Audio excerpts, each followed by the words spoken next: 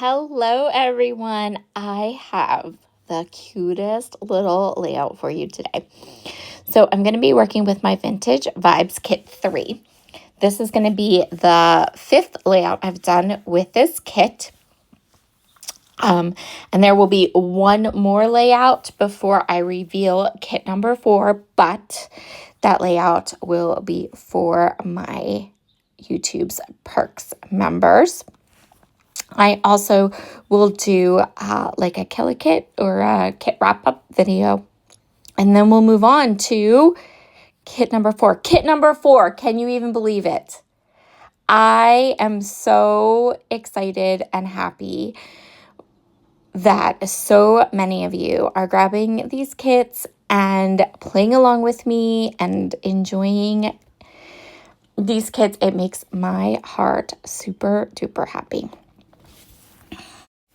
because I love creating them. I love going into a Cherry on Top's shop and kind of deciding on a theme or feeling or some colors and pulling something amazing together, adding like new products, adding some older products that are still in stock. I have so much fun with these kits, and I'm so glad that you guys have all received them so well. So I'm starting with a white background today.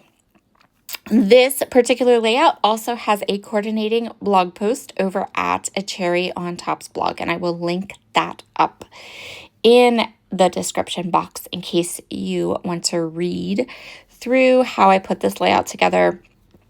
If you're playing along, then that could really help as well, having the written directions or the written information. I am using a sketch for inspiration. This is an older sketch from Page Maps. I showed it at the beginning, and I'm just going to use it to kind of get myself started on my project here. And then I, of course, veer away. But I felt like when I sat down to create this layout, I needed a little bit of inspiration, a little bit of a jumping off point. So I'm using that really light pink paper from Minte, as well as this dark wood grain. And then to kind of finish my edges off, I am going to use the washi tape that's part of this kit. I love this washi tape, you guys. It's so cool. It is so fun, and I really, really like it. I think that it's a really good one. And it has all the colors in it. It's nice and sticky, but not too sticky. It's a really good washi tape.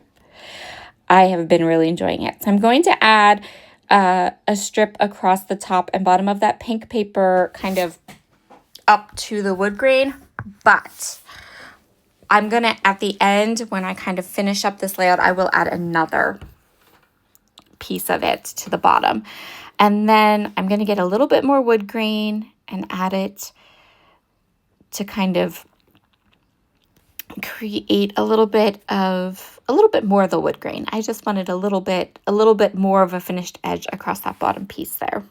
So today's layout is going to feature 2 heritage photos, and I went through what I've left of the kit, all the papers and different things, and kind of chose this one. This had a lot of, this is one of the ones that had the pre-printed elements on it. And there were a couple elements that just worked so well with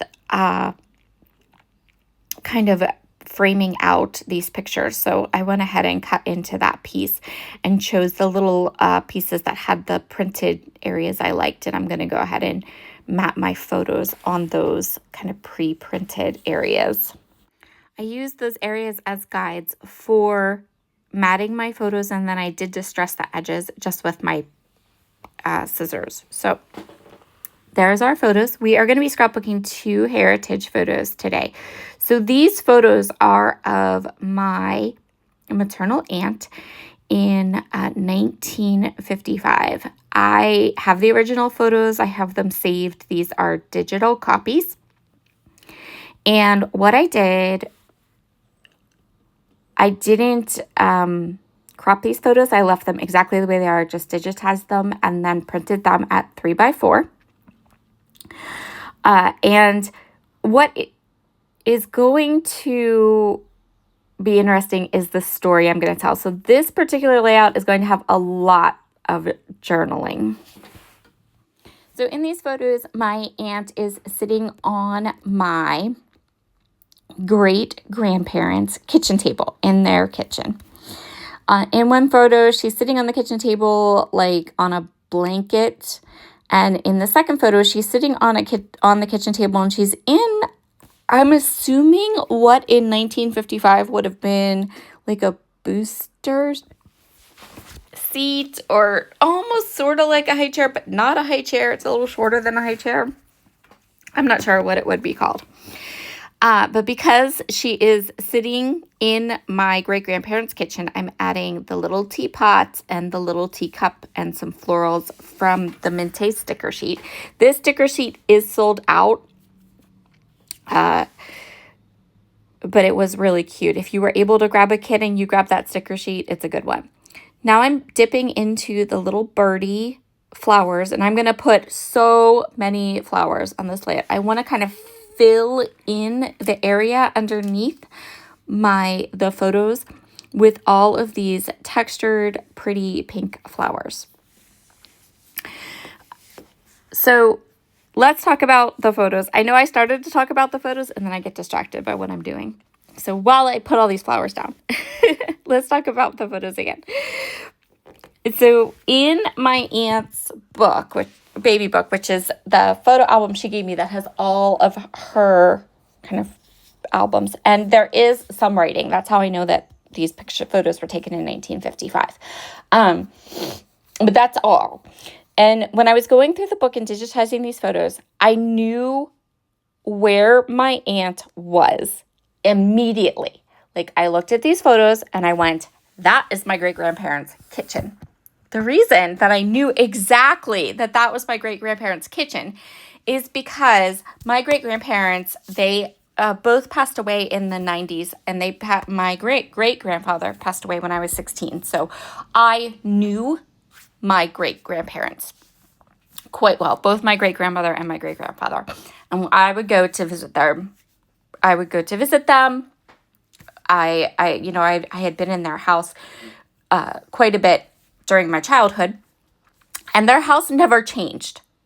So the kitchen table that my aunt is sitting on in that photo in 1955 is the same kitchen table that I sat at in the 80s when I was a little girl, 80s and early 90s. And the wall, like the tile behind my aunt in these photos, is the same tile that was on their walls in the early 90s when I had my great-grandparents, when I would go to visit them. And that is what I'm going to journal about the fact that my great-grandparents, they never changed their house other than getting rid of the outhouse and adding indoor plumbing and a bathroom to their house in the 1960s. Their house never changed. So the same kitchen table that is in these photos in 1955, they still had kept, and it was still in like amazing condition in the 90s when I sat at the kitchen table. So back to my layout. I glued all the flowers down. You saw me do some serious free-range stamping. So I just wanted some messy stamping on either side of that wood grain paper. So I went ahead, grabbed one of those mixed media stamps, didn't even get an acrylic block, just took the stamp, inked it up, plopped it down because I didn't need anything to be pristine. I just wanted a little color on either side of the wood grain stamps. For a title, I went super simple. I just put my aunt's first name and the year the photos were taken, and I used my Forever Fields thicker alphabets that I really love. And I think that I need to start using them up on some more layouts, because when I was putting these down, a couple of them, I picked them up and the glue stuck to the backing paper. Because of course they did. So I'm going to have to use up those letter stickers because I feel like they've they're expiring on me. For my title, I created a 4x6 canvas in Canva, typed up all of the journaling, printed the journaling out on a 4x6 sheet of cardstock, and then cut it into strips. I ended up needing to kind of pull the strips together. So originally I thought I would have this like nice long strip journaling, but what ended up happening was that I had a lot to say. So I started talking kind of like I did in this video, and I started typing up the whole story and ended up with a lot more journaling strips than what I really had room for. So I had to kind of butt them up beside each other. Totally fine. So I'm going to go ahead and glue those strips down and then add the washi strip across the bottom. If everything I used on this layout, except for those stickers, are still in stock, so I will link the wish list to the description box so you can grab, like, if you want that wood grain paper, that's still available. The flowers are still available. The washi tape is still available if you want to grab any of that. There is also a coordinating blog post for the layout today, and I will link that up. And there is our finished project. I really, really like how this came out, and I'm really, really happy I got this story told because I think it's a special one, and one that I think it's important to document. I think it's just a cool story. So, all right, everyone, have a wonderful day, and I'll talk to you again soon. Bye.